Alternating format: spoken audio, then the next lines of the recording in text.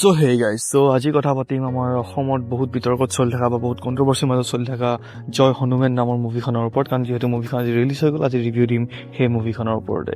কেইদিনমান আগতে মই ইয়াৰ ট্ৰেইলাৰৰ ওপৰত ৰিভিউ দিলোঁ, ইয়াৰ থিমবোৰৰ ওপৰত কথা ক'লোঁ আৰু আজি বৰ্তমান মুভিখনৰ ওপৰত কথা পাতিম। অভাৰঅল মই মুভিখন চাই পেলাই কেনেকুৱা পালোঁ সেইটো ক'বলৈ গ'লে, অভাৰঅল মই মুভিখন চাই পেলাই বেয়া পোৱা নাই। মুভিখন চাই পেলাই মোৰ ভালেই লাগিছে।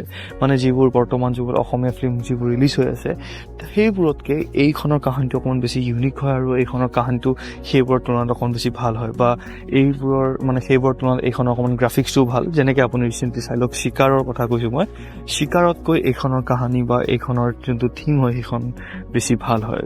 এইখনৰ বাজেট চিকাৰতকৈ কম হৈ, কিন্তু চিকাৰতকৈ এইখন মুভিখন অকণমান বেছি ভাল হৈছে।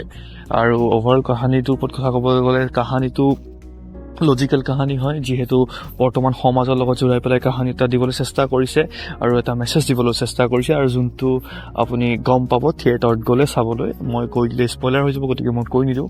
আৰু মেছেজটো চাই পেলাই আপুনি ভাল পাব, কাৰণ বৰ্তমান যুগত সেইবোৰ হৈ আছে। মুভিখনত দেখাইছে যে ৰাজনীতি কিমান বেয়া বস্তু, বা কিছুমান মানুহে পইচাৰ কাৰণে কিমান কি কৰিব পাৰে, বা সেনেকুৱা ধৰণৰ কিছুমান বস্তু। আৰু আপুনি গোটেইখিনি কাহিনী চিনেমা হলত গৈ পেলাই গম পাব।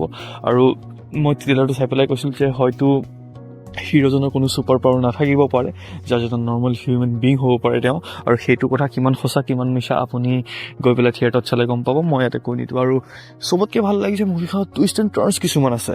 মুভিখনত ছাছপেন্স বহুত বেছি আছে, কিন্তু ছাছপেন্স বিল্ড কৰিব বহুত বেছি চেষ্টা কৰিছে মুভিখনৰ ডাইৰেক্টৰজনে হিমাংশু প্ৰসাদ নাথে। কিন্তু সিমানখিনি ছাছপেন্স বিল্ড কৰিব পৰা নাই যদিও বহুতখিনি ছাছপেন্স বিল্ড কৰিছে, আৰু ছাছপেন্সো এটা লেভেললৈকে ঠিকেই আছে। আৰু টুইষ্ট এণ্ড টাৰ্ণছ কিছুমান আছে, যোনবিলাক টুইষ্ট এণ্ড টাৰ্ণছ বেছিভাগ কিছুমান মোৰ কাৰণে প্ৰিডিক্টেবল আছিলে, কিছুমান টুইষ্ট এণ্ড টাৰ্ণছ প্ৰিডিক্টেবল আছিলে। আৰু যদিও আপুনি এখন ভালকৈ চিনেমা চোৱা অডিয়েঞ্চ হয়, যদি আপুনি ভালকৈ চিনেমা চায়, তেন্তে আপুনিও প্ৰিডিক্ট কৰিব পাৰিব চাগে। কিন্তু বহুতকেইটা চাগে আপোনালোকে প্ৰিডিক্ট কৰিব নোৱাৰিব পাৰে। আৰু কিছুমান কেৰেক্টাৰক লৈ পেলাই টুইষ্টবিলাক কিছুমান আছে, সেইকেইটা মোৰ ভাল লাগিছে। আৰু কাহিনীৰ এণ্ডটো মোৰ ভাল লাগিছে, ক্লাইমেক্সটো ভাল লাগিছে। আৰু চবতকৈ ভাল লাগিছে মোৰ পাৰফৰ্মেঞ্চ ৱাইজ ক'ব গ'লে, যোনবিলাক কো এক্টৰ আছে সেইবোৰে বহুত ভাল এক্টিং কৰিছে। লগতে যোনজন হিৰো মানে যোনজনে জয় হনুমানৰ কেৰেক্টাৰটো প্লে কৰিছে, তেওঁৰ এক্টিংটো মোৰ ভাল লাগিছে।